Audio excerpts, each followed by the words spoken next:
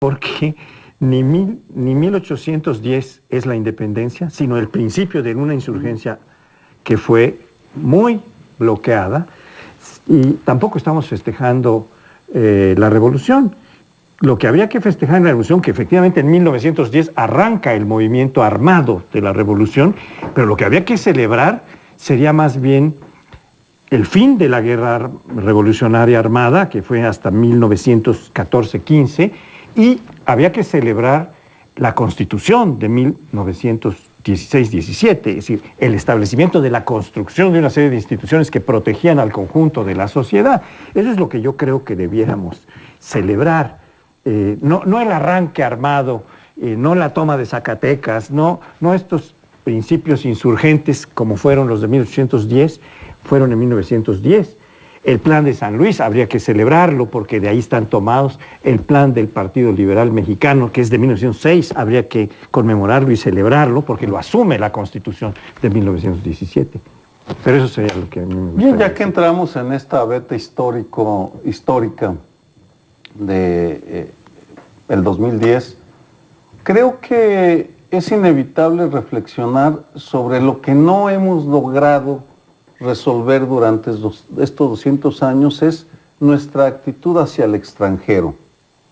Es decir, uno de los grandes ausentes sigue siendo qué vamos a hacer no solo con nuestras relaciones con el mundo, sino cuál es nuestro proyecto de país en relación a la potencia, por ejemplo.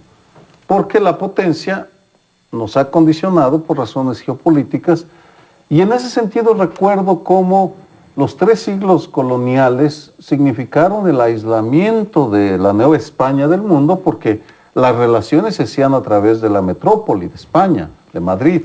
No teníamos relaciones bilaterales, todo era a través de la potencia.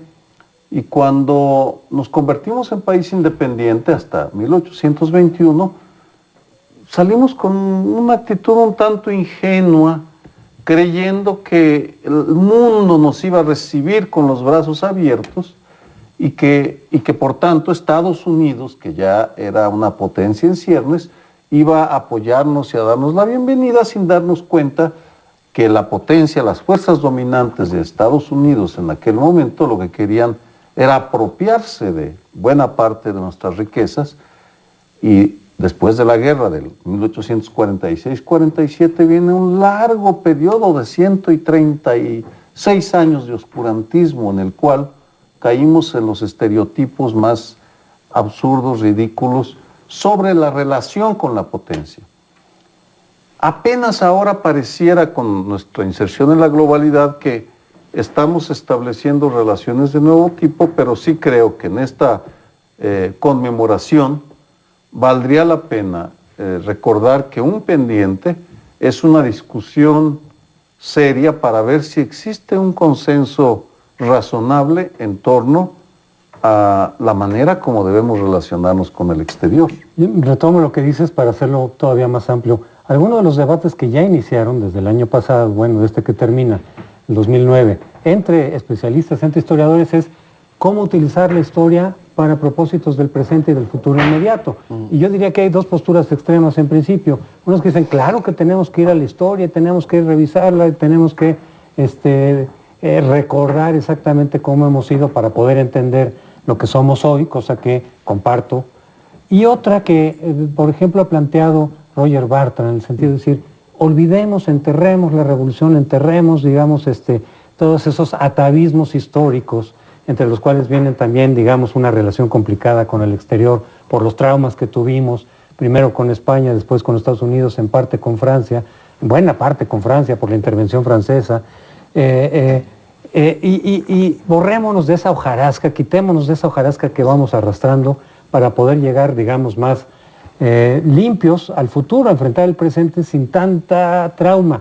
Yo creo que hay un punto intermedio en eso, es decir, es cierto que ojalá pudiéramos nosotros quitar buena parte de los dogmas que hemos arrastrado, tanto de la independencia en relación con el exterior, por ejemplo, o sea, desde la independencia, como en la revolución. En la revolución sí tenemos una serie de dogmas que muchos profesan y que precisamente por eso siguen ahí pesando y que son indiscutibles, incluso no se pueden discutir, se constituyen no solamente en un principio, en una convicción, sino en un anatema, pero sin que eso implique que no estemos permanentemente viendo al pasado para poder entender el presente, es decir, manejar dicen, con el retrovisor. Tú no puedes fijarte nada más en el retrovisor porque chocas, pero si lo quitas definitivamente y te vas sin retrovisor, pues a lo mejor también puedes dar una vuelta peligrosa por ahí. Se tiene que usar un equilibrio. Yo en este bicentenario sí creo que lo que tenemos que dejar de hacer es de idealizar el pasado, esta idea de que tuvimos un pasado maravilloso, que algún tiempo este país funcionó de maravilla, echarle un vistazo a lo que ha sido nuestro pasado.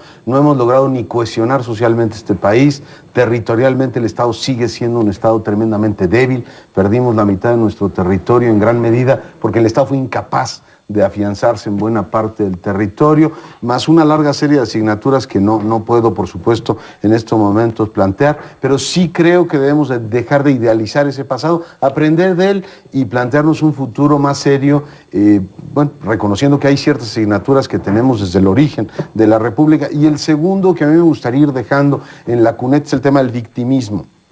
Un país no puede seguirse contando una historia 200 años después de que está como está por una serie de fatalidades que vinieron de fuera, por cosas que sucedieron hace un montón de siglos. Cada colectivo humano tiene la posibilidad, por supuesto, de ir dirigiendo su destino, y como que es tiempo de que el nuestro deje ese victimismo y asuma la parte que le toca en la producción de su historicidad. Bueno, pero se nos ha acabado el tiempo. Ya se nos acabó el tiempo.